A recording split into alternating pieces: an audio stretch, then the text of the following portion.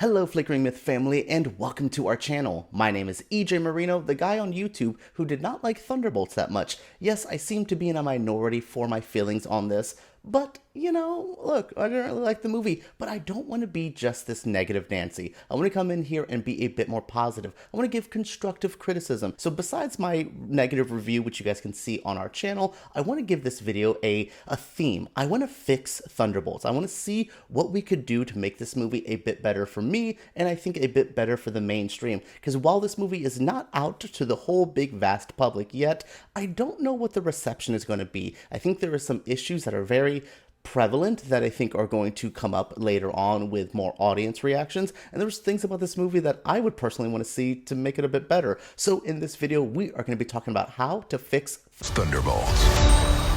Firstly, I want to jump into my issues with the movie itself. Like, the rest of my critiques are going to be like hardcore gutting the movie, redoing it, just basically coming in with a whole different idea. Not too crazy. I'm not trying to I'm not a screenwriter. I'm not going to come in here and make an original idea. This idea wasn't that original to begin with, but yeah, I want to kind of just first off go with things that I think are the biggest problems with this movie and that could have been tweaked. One, first and foremost, there is not a lot of action in this movie. It is definitely more of a let's talk it out. We have some action scenes like Century's first kind of come up, which we'll talk about Century, the third act of this movie, in its whole own section. What a lackluster third act for this movie. But yeah, there is not a lot of action. There's one really good scene where our soon-to-be Thunderbolts are meeting each other, fighting and testing all their own thing. We see kind of the quick get rid of a Taskmaster, which we all kind of expected because she wasn't really in the marketing, so get rid of Taskmaster as soon as we can, and let's move on to this not great team. We will talk about the roster for this in a moment as well. So yeah, I think action could have been a bit of a bigger selling point for this movie. Because like I said, we have that one scene where the Thunderbolts first meet. We have the breakout of Bob trying to get him out of here. There is some action tied to that. And that kind of leads into a car chase with the Red Guardian driving all of them around. And then Bucky shows up. And then we are kind of waiting for a fight scene until they all meet Century finally. And that fight scene lasts for 0.5 seconds. But only thing I would say about that is Century, if he was in full power and really wanted to murk these people, it would have been a nothing fight. He would have just evaporated all of these people. So you could definitely see that he's holding back.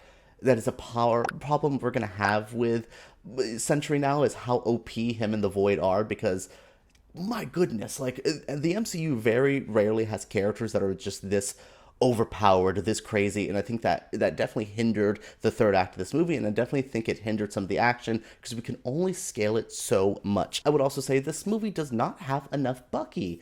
I'm not one of them Winter Soldier, like, oh my god, Bucky is my boy. The boy was frozen and a murderer. I like him though. I like Falcon and the Winter Soldier. I liked the movie Winter Soldier as well, so I definitely think this character is really interesting. But why was he not in the movie enough? He is here, sure, but like, I would think the big selling point of this movie would see Bucky and Yelena working together, like a two-hander, much like we saw with Falcon and the Winter Soldier, much like we saw with Captain America: Brave New World. Put a pin in that movie. We'll talk about that in 2 seconds. But yeah, I was hoping for a more of a kind of a dual performance here, like a dual kind of movie here where we get an actual team, but it just feels like it's Yelena's movie with her stuff, and then Bucky is this kind of outward figure that is now a politician. What is that? Why was all that done vaguely off camera, a little bit in Brave New World and a little bit here? What are we doing with Bucky? What are we doing with him? And we could have had more time to just sit and feel this, but it felt so much like a TV show. The way we would cut away from gags, the way we would like just kind of live in a moment and then kind of quickly run away to another segment and then go right back to that the previous scene that we were just having. It's all edited so TV show. And I know the director of this comes from the show Beef. My goodness, it does feel TV. Maybe his next film would be a bit more cinematic, a bit more bombastic, but that is some of the things I have an issue with. Now, one of my first real major critiques of this movie, I could see, I would put Captain America: Brave New World and Thunderbolts, and I would mix them together. There is not enough plot in either movie to make both of those movies feel substantial. Like, they are both these most 2 out of 5-star movies I have seen in quite some time, and I just think putting them together could have made it a bit more of a juicy story. We could have had Captain America dealing with the presidency, trying to find his footing. You know, we've already found his footing as captain. You know, that was a whole TV show about that. So I didn't really need him to be like, I'm captain now. I don't need all that jazz. We could have just had him dealing with the president, but we also see this other political force with Valentina blowing up, you know, her own little group and all that. And, you know, we'll talk about the new Avengers of this all in a moment, but we could have had that storyline that was briefly teased in this post-credit to be a bigger part of the story and really make it substantial. I have no idea why we were talking about something so major as a flippant post-credit scene joke, and I'm like, but that's the third act of your movie. That is what could have been the third act for this film. We'll talk about my actual construction of the third act. But yeah, first and foremost, put Brave New World and Thunderbolts together, make it Captain America and the Thunderbolts. That sounds like a good movie to me. That sounds like something people would have watched. We had the Thunderbolts Rossness of the president. We didn't have to name them after Yelena's soccer little league team. What was that? When that's how we got the name for this. If any other studio, if DC would have done something like that to the source material, y'all would have had the pitchforks out there like crazy. But Marvel consistently just ignores source material or just kind of poops on what we know as the established vibe. And we're all just like, yeah, that's just what Kevin Feige does. Kevin Feige ain't adapted a comic book ever. I need him to read the comic book and bring that to life cinematically. That boy will not do that. If you put a gun to his head, he would say, well, I'm going to give you Demon in a Bottle, but my take on it. Ain't none of these takes working. We ain't seen a good Kevin Feige take, a good twist of a story in quite some time. Maybe Spider-Man, but my girl Amy Pascal, she can get the credit for that one.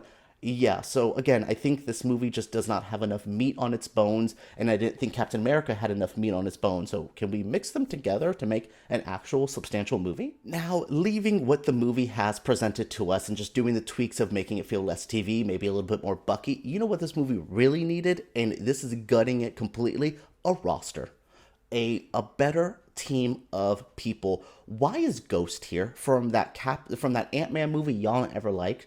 Why is Red Guardian here from the C character in that one damn Black Widow movie that nobody watched? Why is Taskmaster here? Y'all hated her, called her woke trash, and now she's back. Now had to pretend that we were shocked that she died early.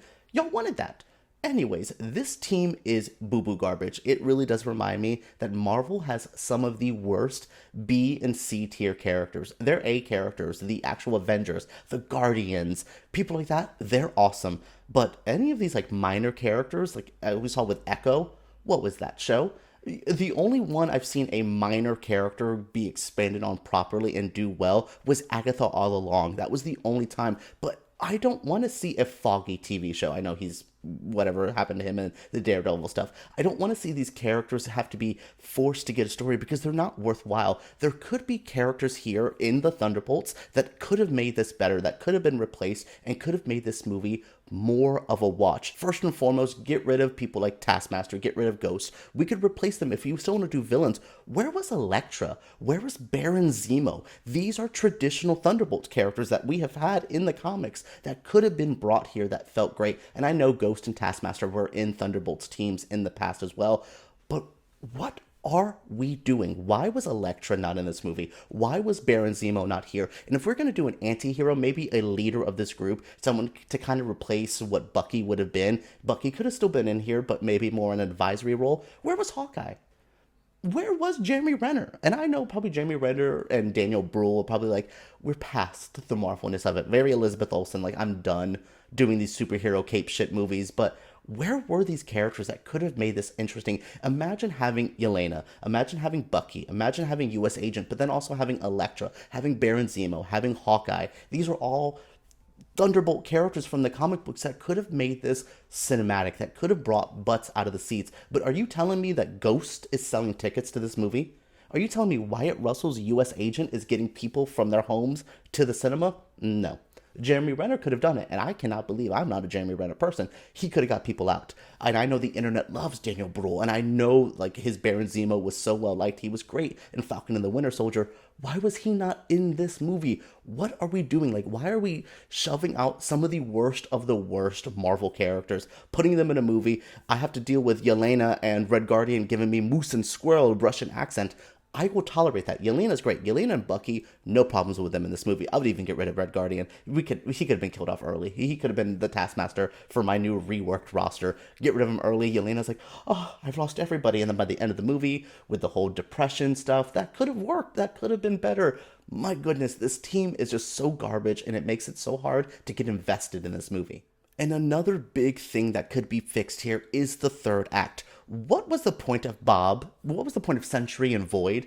It was such a nothing moment. It just felt like, here's Sentry, he has a cool scene where he's in his suit, very comics accurate, looks good, but just doesn't really get to do a lot. And then he quickly becomes the Void, and then we don't really get to spend any time with Sentry, and then he's just this like dark, shadowy figure. It is so lackluster. It's such a really kind of ending for me. Now, when they're going inside the Void and trying to figure out their feelings and get Bob out of it, it was cute. It was very like Wonder Woman 1984, that like the power of love and peace can really save it all. Sure, I don't know, maybe in my superhero movie, I don't want Marvel to try to teach me hard-hitting life lessons. Maybe I just want action. I just want to have fun. I just want to see something stupid and bombastic and crazy. And we could have, conversations of the government. We can have conversations of mental illness, but they really tried to like make it like the theme of this movie, and it was such a hindrance. It really let down this third act. Again, this third act could have been better if we made this a Captain America, Winter Soldier, Black Widow trio of a movie. Can you imagine in that post-credit scene? We're going to get into spoilers here. There ain't nothing to spoil in this movie other than the post-credit scenes. And I'm not even talking about the craziness of the second one that everyone is going crazy for. But there's a line there where they're just like, oh, well, Sam's going to file a lawsuit because he's the Avengers and we're the new Avengers. And it's like, okay, cool. That could have been the plot of the third act of this movie, where Sam's coming in and it's just like, oh, you guys have made this new Avengers team.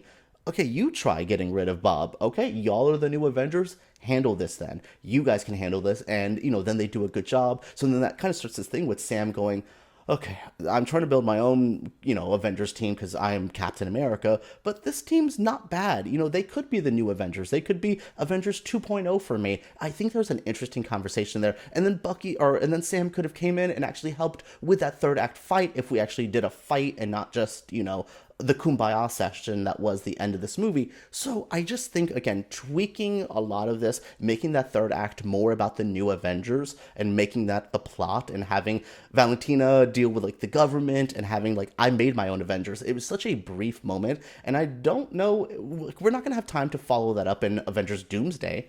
You're going to really want to spend time in that movie, 30 minutes in that crazy movie, just being like, the new Avengers are here they are fighting against Sam's Avengers. Is that really going to be time? Do we have time for that?